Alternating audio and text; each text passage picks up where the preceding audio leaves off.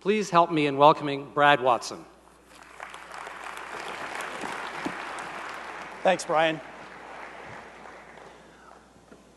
Wow, what an event. I was talking to the folks here at the table. I'm a Winnipegger. I live in Toronto. I moved away 8-9 years ago, followed my wife who was doing her residency. And so love coming back to Winnipeg, and will take any excuse I can. But it's the first time I've been to this event, and I wasn't able to get here yesterday. Had intended to, but arrived this morning. Was walking around, and just you can feel the energy. You can feel some buzz in the room, and my hope is that you're getting good value out of the session. And my hope is that what I'll have to talk about today will further that. So I have the pleasure of providing you with an overview of competitive alternatives. Competitive alternatives is a study of the cost of doing business in various locations around the world. And full disclosure, I need to come clean. I need to be right up front. And that is to say, don't confuse the fact that I'm presenting the results of our work. Don't confuse that with someone who's actually done the work. This is an exhaustive study that a team of folks from our firm spends 6 months doing every 2 years. We have economists, we've got researchers, folks who know data analytics, folks who are far more intelligent and far smarter than I am, who actually do the work. I just get the opportunity to present on it. So I'm going to spend a little bit of time walking you through this report that we produce and try and give you a sense of why it might be relevant, talk a little bit about the results, and end with a summary. Maybe to help put it in context, this is a room full of small and medium-sized businesses, folks from all four corners of the globe, across the country and elsewhere. Help me out a little bit. As representatives of small business, show of hands, anybody thought of expanding your business at any point in time? Yeah, no surprise there. Anybody ever thought of relocating your business and perhaps moving it from one location to another? Anybody ever been curious about your competition and what it costs for them to do business in another location, another city? Sure. Anybody curious about what the cost of doing business for a supplier might be? And the intent of this is to just give you a sense of what this study does. This is something we do every couple of years. This is, I believe, the 9th edition that we've published. And the objective of the work is to compare the cost of doing business in one city versus another, in one country versus another, in one region versus another. It's an exhaustive piece of work. There's just a ton of data that is analyzed and assessed to produce the results. So we look at 14 different countries, over 110 different cities. We look at and compare 19 different types of business operations in different sectors. And we look at the costs across 26 different cost factors, which I'll describe for you here in a moment. Before I give you a bit of a sense of what's in this study and what's not, let me digress for a moment. I was, again, talking at the table, and my wife is a physician. And I can remember her first day in med school. She did her undergraduate degree here at the University of Manitoba. All of the 75 new medical students and their friends and family sat in this auditorium, and they went through and they recited the Hippocratic Oath. And we all know what that is. I won't bore you with it, but in effect, it's the oath of, as a physician, you'll do no harm. Well, I'm a consultant, and frankly, as far away from medicine as possible. And in the first day of consulting school, there's an oath, very similar to the Hippocratic Oath. And that oath, again, I won't bore you with the details, but the outcome is, in all presentations, you must have a 2x2 matrix. So, true to my profession and my professional obligations, here's my 2x2 matrix. The point of this slide is to describe both what's in our study and what isn't. So again, the focus of our work and the focus of the information is the cost of doing business from an enterprise perspective. So think about your P&L, your income statement. You have labor costs, for sure, and all of the benefits associated with it. You have land costs, facilities costs, you've got transportation costs, you pay taxes of all sorts. And those are the types of things, there's 26 items and details within. Those are the types of things that are included in our study. Again, going with my 2x2 matrix, everything else, while it may be referenced, is excluded. So some of the qualitative factors about doing business, things like the availability of labor, the quality of the infrastructure, near and dear to my heart in terms of my day job, the regulatory environment, some of the things that will affect business, they're referenced, we talk about them, but one of the things that's unique about our studies, we don't try and quantify them. And we don't try and build those into the analysis. We simply reference them as other considerations, but again, primarily focused on cost and just the cost of doing business itself.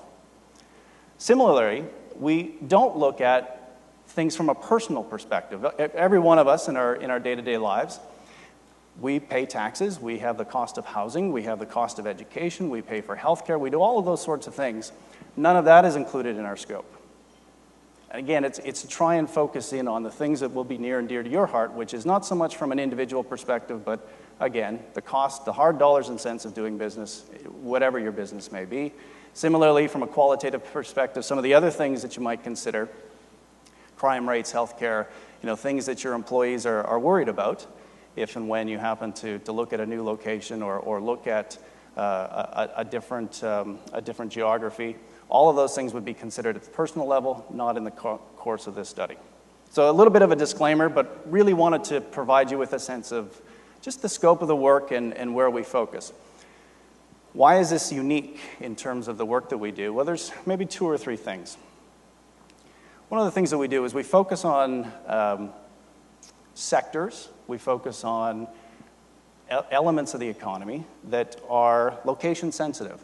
So things that we won't focus on in terms of industries, you won't see anything here relating to, say, mining or forestry or any of the other natural resources where, frankly, it's all about the location and the costs are a function of where the resource happens to be. We also don't focus, and you won't see us talk about anything really interacting with the end consumer. So retail would be the prime example of that. Because again, that is largely a function of local demographics, not so much the true cost of doing business. Fundamentally, what we're looking at when we go through and we report on the results is we're looking at comparing and contrasting business costs for those types of organizations that you can literally just pick them up from one location and move them to the other, such that if you were in fact looking at expanding or you were in fact looking at relocating, you've got a benchmark. And what this study provides you is an indication of the competitiveness of one location versus another. So that's my disclaimer. Let's talk about the cities, the countries that we've looked at. We've got 110 different cities across 14 different countries. We'll call 9 of them mature, 5 of them being high growth. The 9 mature countries being the G7 plus Australia and Netherlands, as well as the high growth countries of Mexico and the BRIC countries, Brazil, Russia, India, and China. When you take those 14 countries and you take the geographies that we've included, that's 70% of the world's GDP. So it's a reasonable sample. So, what are the results? Let me help orient you to I'm going to go through a few graphs and bar charts here. Let me try and give you a sense of how to read these. When we report on the results, we use the U.S. and the cost of doing business in the U.S. as the baseline. So that's 100. Any of the cost, if it's a higher cost center, higher than doing business in the U.S., you'll see a number of, say, 105. That means it's 5% more expensive when all things are considered to do business in that location as opposed to, or as compared to, rather, the benchmark of the U.S. Conversely, if you see a number that's, say, 95, that means it's 5% cheaper. Again, I just wanted to give you a sense of what these slides will demonstrate. So when you look at the results for our 9 mature markets, you get a sense of the competitiveness of many of the leading countries around the world. And so using the US as a baseline, you'll see that Canada, I'll start here, I'm clearly biased, has a 5% cost advantage as compared to the US. The UK this year and the Netherlands came out as 1-2, and that's a bit of a change. Canada 2 years ago came out as actually the most cost competitive country in our study. France, Italy, all more cost effective than the States. And then when you look to the right, Germany about the same, Australia and Japan both suffering in terms of their competitiveness, largely, frankly, as a result of the improvement in the exchange rate of their respective currencies. So that gives you a sense overall for the 9 mature markets. One of the things that we did when we started planning this year's study, this is the first year that we've included the BRIC countries, again, these high-growth developing economies as part of the study. And when the team sat down and thought about it, they had a theory. They thought, you know what? I bet you it's cheaper to operate and to do business in these countries. And newsflash, this is it. This is your headline. They were right. And again, it's no surprise, really, that you would find China, India, Mexico, Russia, all much more cost-effective places to do business. So no real surprise, and you can guess at why, and that's you've got a very cheap source of labor. But there's some really interesting findings this year, as the first year, again, that we've included these countries. Things that surprised us. Look at Brazil. Only 7% more cost-effective, only 7% cheaper to do business in Brazil as compared to the US. Frankly, that's not that dissimilar to what you saw on the previous slide on some of our mature markets. So that was puzzling.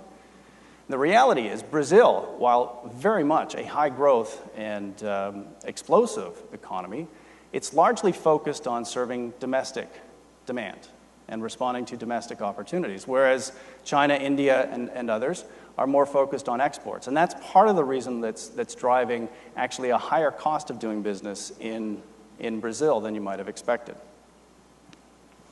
So as we flip through the results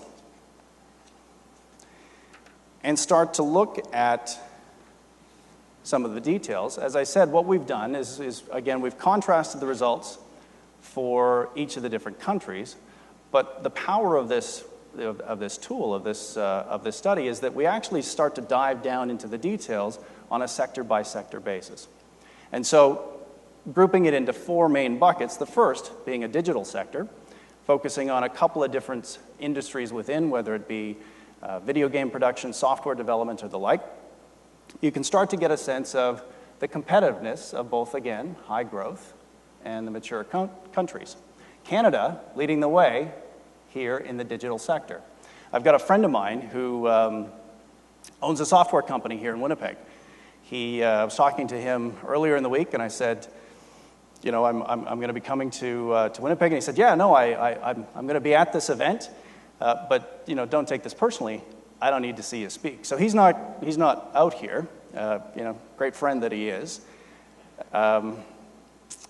If he was here, what he'd be able to do is, as someone who owns and is in a growing software development company, he'd be able to take this study, take the research, and be able to say, well, first off, I'm 15% more cost effective by locating here in Canada as compared to elsewhere.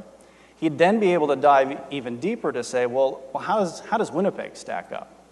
And he'd be able to see that Winnipeg, across the country, is the 8th of the 16 featured cities in Canada, is the 8th most cost-effective place to do business.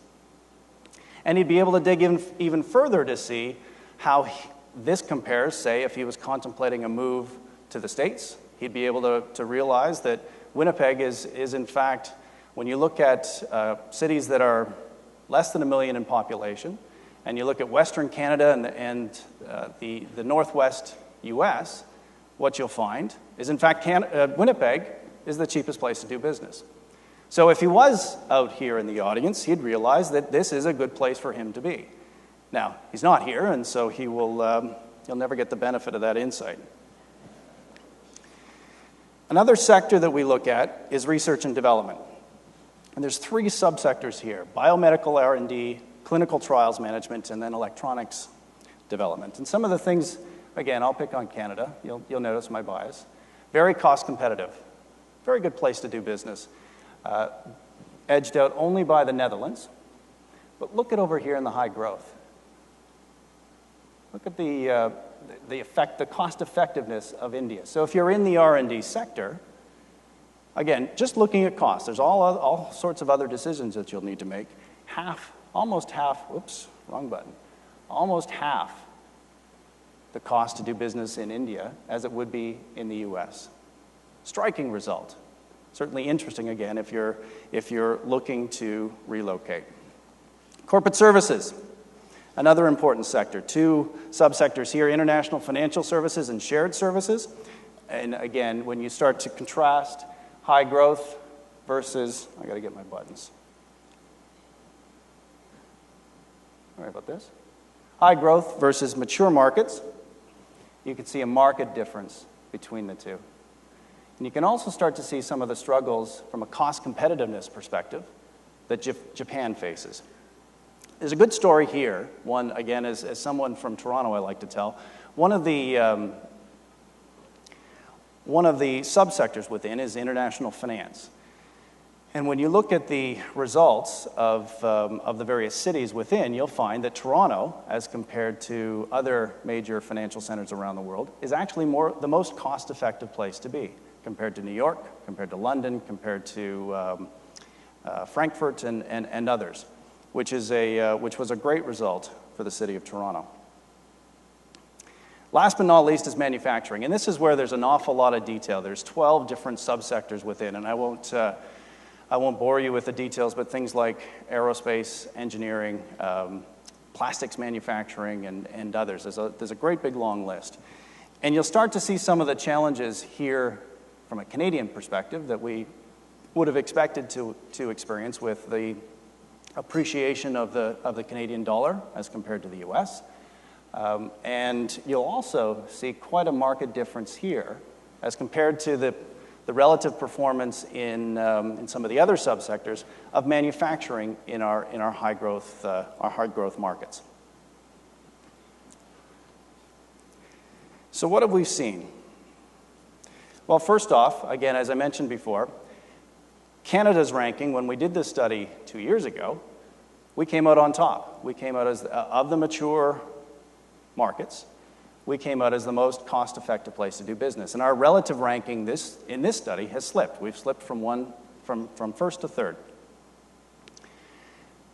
The other big mover has been the UK, which has gone from the middle of the pack and has jumped out into first place. And the reason for that, just think about what's happened in the UK over the last couple of years. You've seen some of the economic crisis. You've seen the devaluation of the British pound.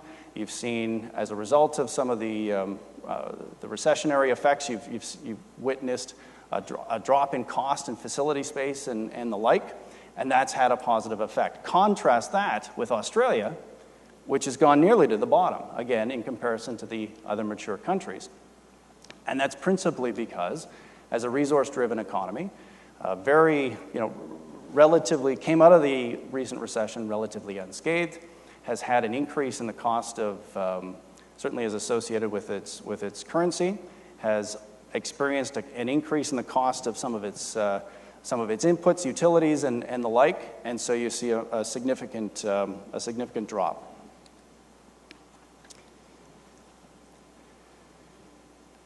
Maybe just one last slide, and again, there's 50,000 data elements. There's thousands of different ways to slice and dice this data.